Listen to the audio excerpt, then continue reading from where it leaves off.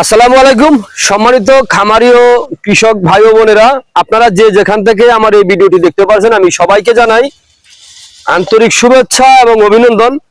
তো আজকে আসলাম আমার যে নতুন অথবা পুরাতন খামারি ভাইরা আছেন আপনাদের জন্য একটি ঘাসের একটি সন্ধান নিয়ে হাজির হলাম। এই যে আমি যে জমিতে দাঁড়িয়ে আছি এখন দেখতে পাচ্ছেন এটা হচ্ছে ঘাস। এই দেখেন ঘাস, কত সুন্দর ঘাস হয়েছে দেখেন।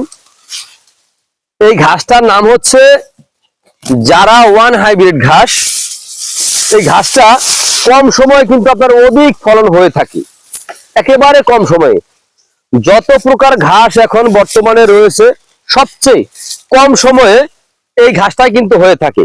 দেখেন এখানে দেখেন ঘাসগুলো কত সুন্দর, পাতাগুলো কিন্তু একেবারে কচকচে সবুজ। দেখেন এখানে কিন্তু প্রচুর পরিমাণে ঘাস হয়েছে। দেখেন এই ঘাসটার কিন্তু আপনার কোনো বিচি হয় না, এই ঘাসের আপনার কাটিং হয়। কাটিং থেকে এই ঘাসটা কিন্তু আপনার জন্ম বৃদ্ধি করে থাকে। এই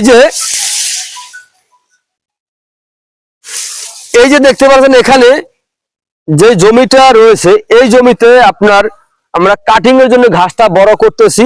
তো আমাদের যে কাটিং এর যে সাইজগুলা সেই সাইজগুলো আমি আপনাদেরকে দেখাবো। যে দেখেন এই দেখেন আমাদের কাটিং এর সাইজ অথবা কাটিং এর কোয়ালিটি কত সুন্দর। এই দেখেন প্রত্যেকটা কাটিং হবে, একটি কাটিংও আপনার মিস হয় না। এই জারা ওয়ান হাইব্রিড ঘাসের কাটিং আমি একটু দেখাচ্ছি আপনাদেরকে। এই দেখেন এই ঘাসগুলা কিন্তু আপনার রসালো ঘাস। এই ঘাসটা যে কোনো মৌসুমে যে কোনো মাটিতে আপনি রোপণ করতে পারবেন। এই যে দেখেন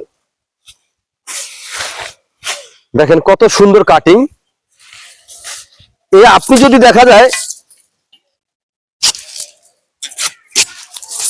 এই ঘাসটা চাষ করতে চান তাহলে আপনার এই এতটুকু করে 2 গ্রেডের এক জায়গায় 2 গ্রেডের দুটা কাটিং এক জায়গায় রোপণ করবেন, এতটুকু কাটিং।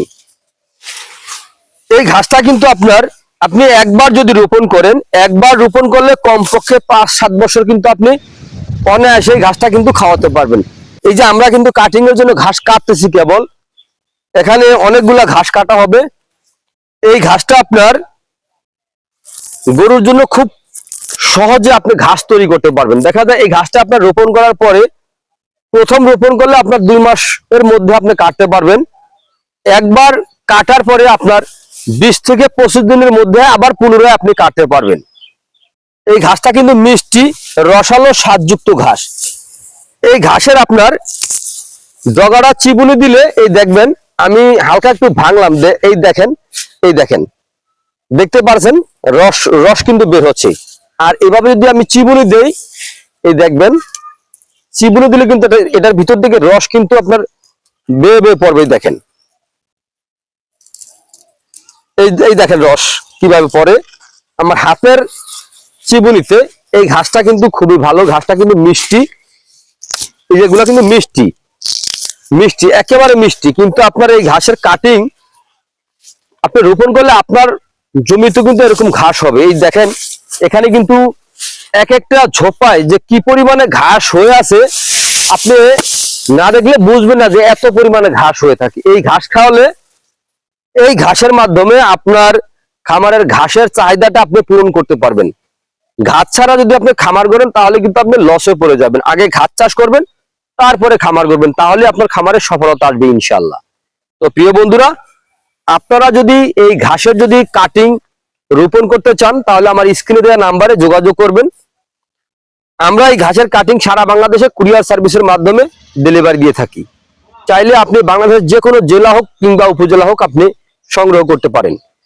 তো প্রিয় বন্ধুরা, আজ এখানে এ পর্যন্তই। আপনারা সকলে ভালো থাকবেন, সুস্থ থাকবেন।